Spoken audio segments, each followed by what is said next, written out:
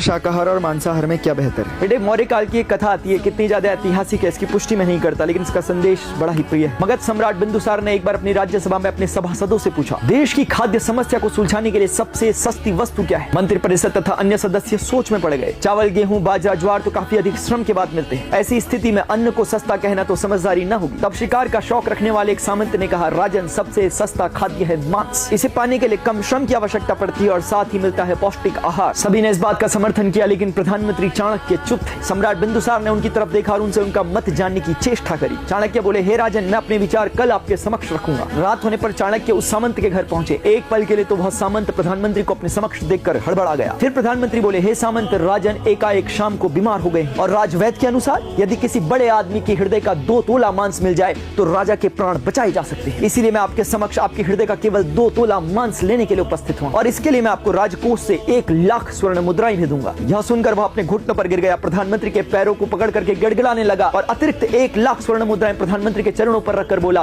कृपया कर आप किसी अन्य सामंत के 2 तोले हृदय का मांस इससे खरीद ले। इसी प्रकार प्रधानमंत्री पूरी रात बारी बारी से प्रत्येक सामंत से मिले, लेकिन स्वाभाविक रूप से किसी के भी 2 तोले हृदय का मांस उन्हें न मिल पाया। अपितु बदले में किसी सामंत ने 1, 2 तो किसी ने 5 लाख स्वर्ण मुद्राएं दी। इस प्रकार लगभग 2 करोड़ स्वर्ण मुद्राओं का संग्रह कर अगले दिन सूर्योदय के समय राजा के समक्ष चाणक्य प्रकट हुए। सम्राट ने पूछा, यह सब क्या है आचार्य? प्रधानमंत्री बोले, हे राजन, यह केवल 2 तोला मांस खरीदने के लिए इकट्ठी की गई धनराशि है और विडंबना तो यह है कि यह भी अपर्याप्त है। अब आप स्वयं ही विचार करें कि मांस कितना सस्ता है। हे राजन, जीवन अमूल्य है, हम ये न भूलें, जिस प्रकार हमें अपना जीवन प्यारा है उसी प्रकार